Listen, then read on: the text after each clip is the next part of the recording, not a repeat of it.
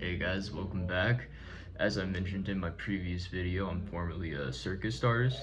I performed with a company called Oval based out of Montreal, and I got into it back when I was in high school.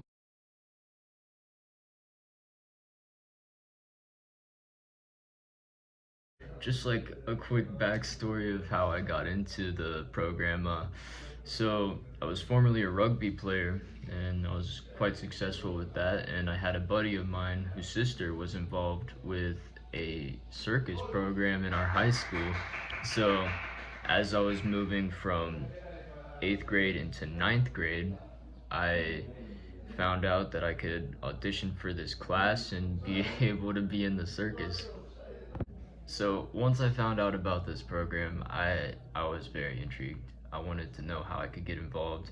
Found out there were some spring auditions, which I actually missed because I had a concussion at the time. So I found a local circus gym called Acrosphere, and I just started training there over the summer and learning different skills, picking it up. I spent the whole summer training. So come the audition in the fall, I pretty much have a strong grasp of most of the different apparatuses and techniques and things that the company offered.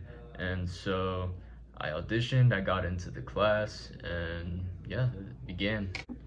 Originally, the apparatus I chose to perform with was called Chinese pole. That was the first thing I tried, first thing that I had interest in, and got pretty good with that. But eventually, my interest fell into sear wheel, which is like a giant metal hula hoop that you spin in.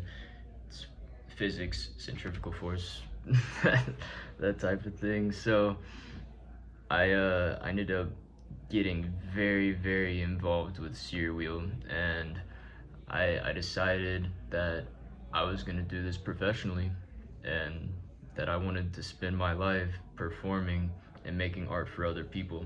So I decided I was gonna figure out how I could do that, and I found this school in Montreal, Canada, where Cirque du Soleil is founded, and this school called École Nationale du Cirque offered a summer program, and so I trained to get into that program, and eventually I was one of 50 kids from around the world accepted for a 3-week intensive, and I went to Montreal, and the rest is history. I was training like 8 to 12 hours a day. My nutrition wasn't great back then, so that wasn't very sustainable, but I was training very hard to get good at this. Eventually, I started teaching others in my high school program about it, and just help coaching and helping people learn.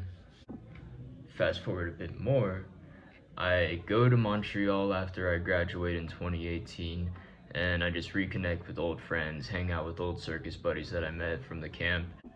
While I was there, it was during the Montreal Compliment, which is like it's a circus festival during the summer where there's just a bunch of shows. It's the best time. I love it so much. While I was there, I got to meet all of the performers I dreamt of meeting, like people I could only aspire to be as good as. And one of those performers, his name is Justin. He was a part of the company Oval, and fast forward a bit more, I get back to Georgia, and I get a message from Justin saying that a contract opened up for his company and that they were interested in having me. And then I get a call from the company, accept the contract, head to Virginia, and that's where I performed professionally for 2 months, 3 months. It was incredible. That pretty much sums up the career there. I could have kept going with it, but I decided to pursue other interests. Different injuries and life got in the way. I think I was better off that it didn't necessarily work out. I mean, it did. I accomplished what I set out to do. I became a professional circus artist. But the universe has been pushing me to be something greater, something bigger than just a circus artist. I can have much more of an influence and impact over people. It took me a long time to kind of move on from it, and I necessarily haven't moved on from it, it still is something that I'm very interested in. It was just time for me to pursue other interests and see how far I can stretch myself as a human and just see where else I can grow. Now, for the lessons that I got from all of that over the past, it was like 6, 7 years of performing. Here's the 5 lessons that I got. Lesson number 1, you get what you give. When you're performing for an audience, the more energy you bring to the performance, the more you give, the more you give, the more you're gonna receive from the audience. So the more feedback that you'll get from them. The more you put into something and the more time and effort that you spend on it, there's a compound effect. You're gonna get better and better, and you're gonna start receiving more and more of the reward. Lesson number 2, never half-ass it, always full-ass it. What that basically means is just fully commit. If you're gonna do something, do it and be the best at it. When you hesitate, the margin for error only increases tenfold. Lesson number 3, stay in the present moment.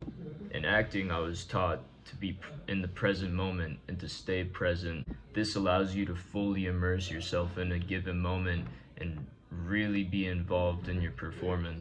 Some call it a flow state, but it's just where all effort disappears and everything becomes effortless. Lesson number 4, always say yes and. I was a part of the improv troupe as well when I was in high school, and that's the golden rule of improv. You always say yes and. Saying yes and is also kind of like going with the flow. Life is constantly shifting and changing, and by being able to say yes and accepting what's happening in the present, you're able to then say and figure out how you can add on to it. Lesson number 5, mind over matter. Mind over matter is the use of willpower to overcome the physical reality. The mind is the greatest asset that we're born with. Your thoughts control your present reality and where you're gonna end up in the future. Those were the 5 lessons that I took away from being in the circus. Once again, I appreciate anyone who's watching these. We're gonna improve the production quality incrementally and see where it goes.